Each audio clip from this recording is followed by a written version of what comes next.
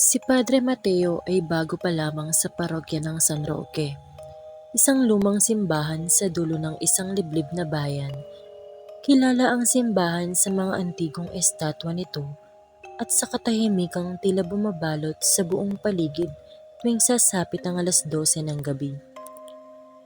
Isang gabi, habang nag-aayos ng mga gamit si Padre Mateo, narinig niya ang marahang kalansing ng kampana. Sinundan ito ng 3 mahihinang katok sa pinto ng kumpisalan.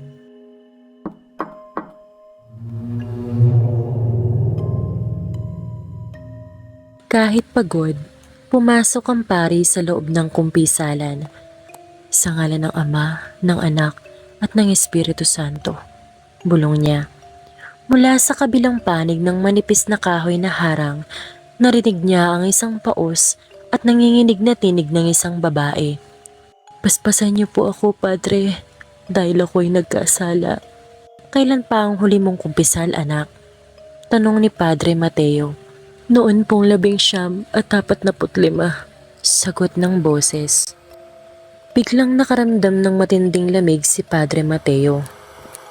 Napatigil si Padre Mateo. Inisip niya na baka nagbibiro lang ang matanda o kaya naman ay ulyanin na ito. Matagal na panahon na yon, anak. Anong iyong nais hihingi ng tawad? Muling nagsalita ang boses. Sa pagkakataong ito ay mas malapit. Tila ba nakadikit na ang bibig nito sa butas-butas na kahoy. Patawad po dahil hindi ko po nagawang iligtas ang aking sanggol nang sunugin ng mga sundalo ang kumbento.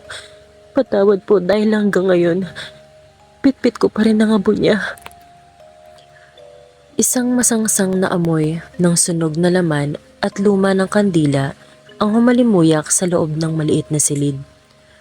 Dahan-dahang sumilip ang pari sa maliliit na butas ng harang.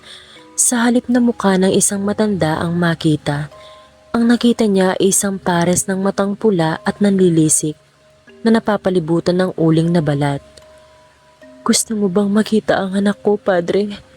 Bulong ng boses, sabay ang pag-abot ng isang sunog na kamay sa ilalim ng harang. Ang kamay ay may hawak na maliit na bungo ng sanggol na umuusok pa.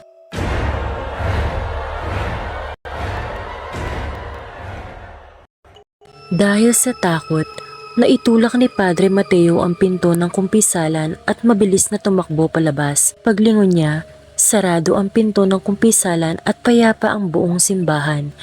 Walang tao, walang amoy ng sunog.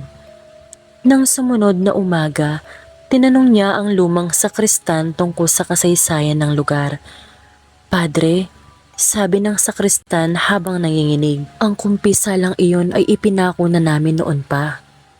Wala pang pinto ang kabilang panig niyan simula nang masunog ang huling babaeng nangumpisal doon noong panahon ng Hapon.